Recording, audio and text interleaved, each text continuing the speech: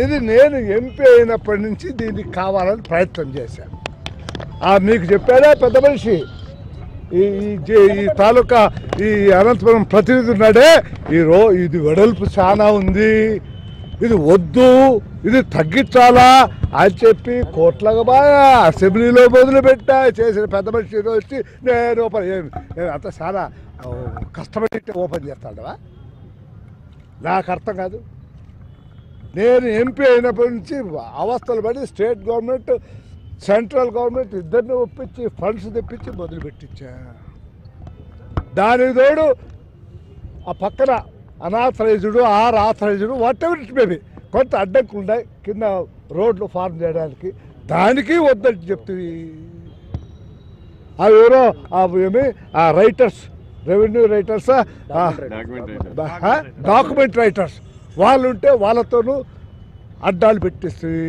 మీరు చేయొద్దండి, ఏం చేస్తారు చూస్తామని.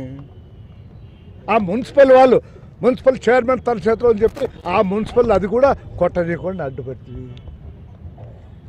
ఏమి కష్టపడ్డావని నాయన నువ్వు వచ్చి ఓపెన్ చేస్తావు. ఇది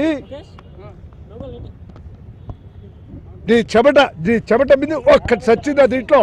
ఇది వద్దని పోరాడినోని నువ్వు. ఆ పక్కనంగా ఉన్నాయి అవన్నీ కొట్టాలంటే వద్దంటావు. నీకేం పోయే కాలం వచ్చిందో నాకైతే అర్థం కాలే. మంచి పద్ధతి కాదు.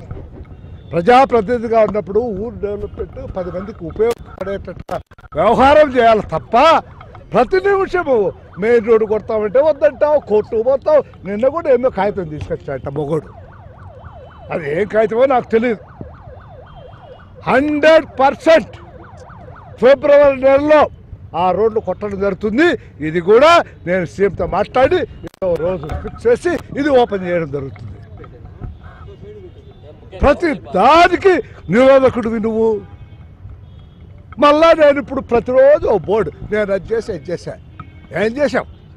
చేసింది లేదు, చచ్చింది లేదు. రేపు ప్రజలు తీర్పు చెప్తారు.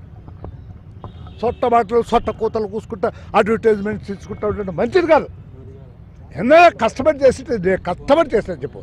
కష్టపడి అది పీస్ బవర్ ఆక్యుపై చేసుకుంటాను.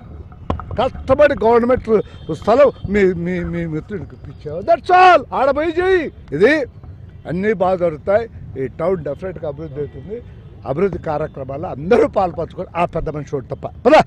వార్తావాణి న్యూస్ ఛానల్ ఎప్పటికప్పుడు రాజకీయ, సినీ విశేషాలు, స్పోర్ట్స్ మరియు సాంకేతిక పరమైన మరెన్నో విషయాలను మన ముందుకు తెస్తుంది. మరింత సమాచారం కొరకు వార్తావాణి న్యూస్ ఛానల్ ని సబ్స్క్రైబ్ చేయండి.